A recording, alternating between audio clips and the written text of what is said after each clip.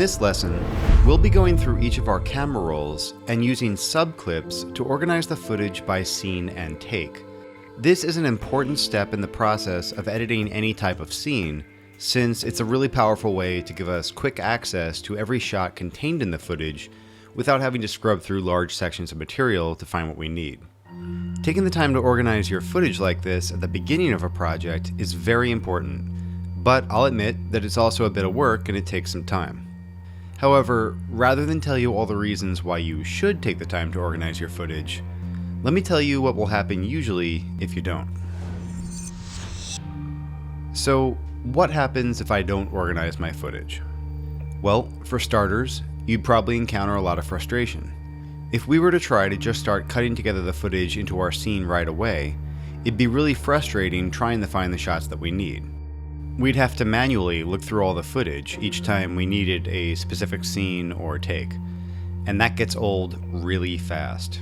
Trust me, I've tried it before and it wasn't fun. Second, you'd miss good shots and takes. It's really easy to scrub over footage quickly and not notice the really great delivery of a line, or a well-executed punch, or an emotionally powerful facial expression. If you're missing the opportunities to include these moments and shots in your cut because your footage isn't organized, you're not creating the best version of the scene from the material that you have to work with.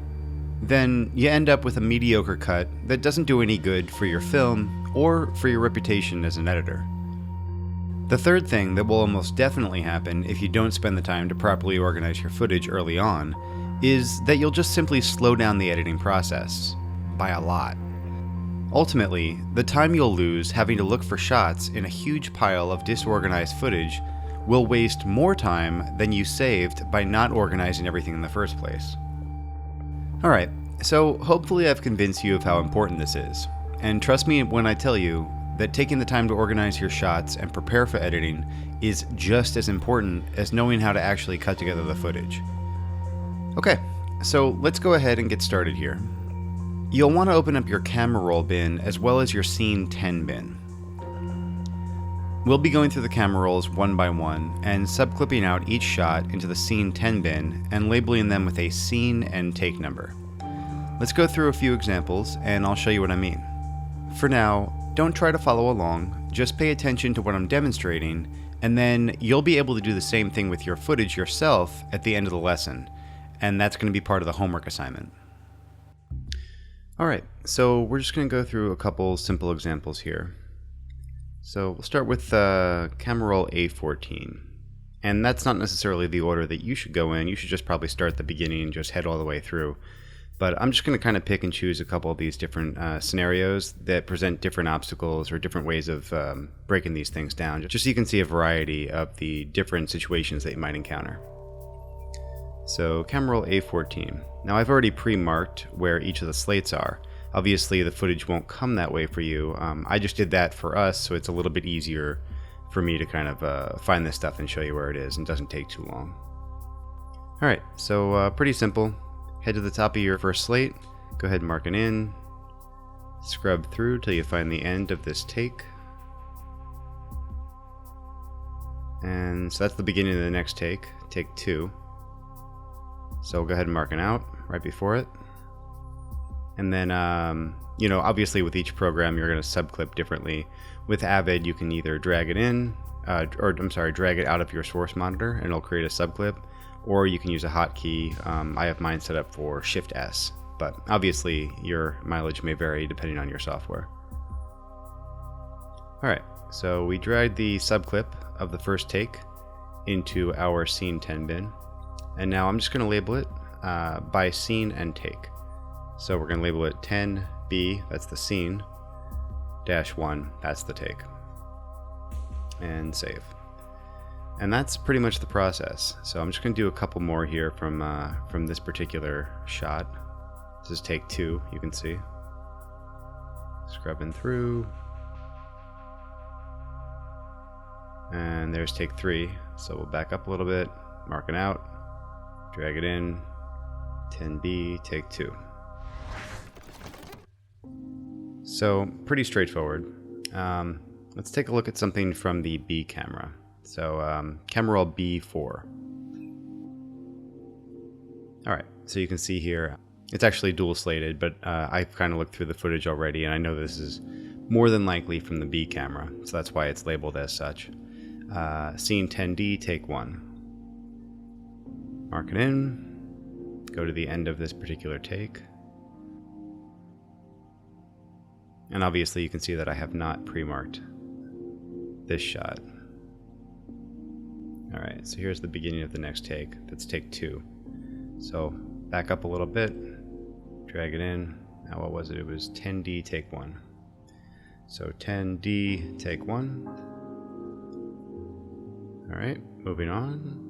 Take 2, mark it in, scrub through. Now, here's a point. I'm just kind of scrubbing, using my mouse. Sometimes you'll find that it's kind of jumping too quickly, so you run the risk of missing the slate and not actually seeing where it is. So there's a couple ways that you can handle that. You can be really thorough, and you can just play through the entire scene. Or you could play it double time. And that'll usually be a little bit smoother, and you'll kind of run less of a chance of skipping over the slate. Another thing that you can do if your software has this, like a jog function, perhaps.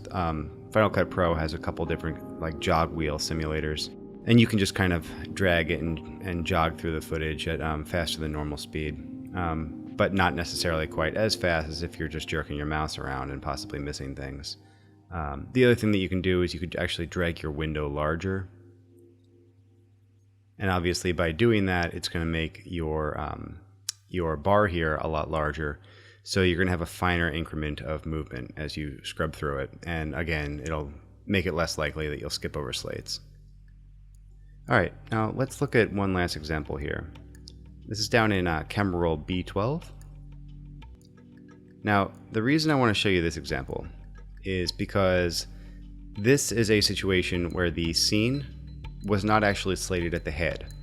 So you can see here at the very beginning, there's no slate, yet obviously, there's some action beginning here.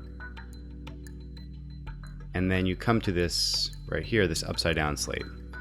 When you come to an upside down slate, many of you probably already know this, but for those of you that don't, it means that it applies to the footage that came prior to it. So this is actually scene, if you can kind of turn your head upside down, it's scene 10AJ, take 1.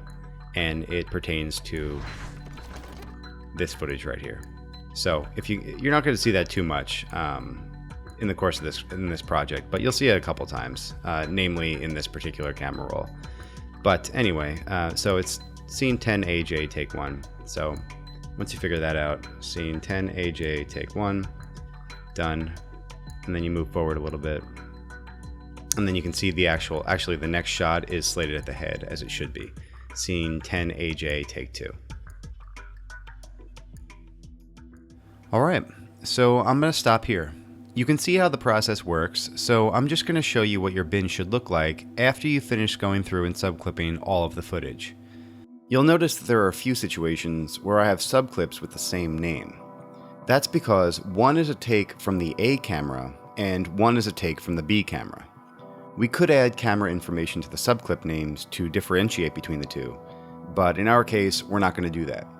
Instead, we're going to add actual descriptions about each, specifically the camera distance, like long shot, medium shot, and so on.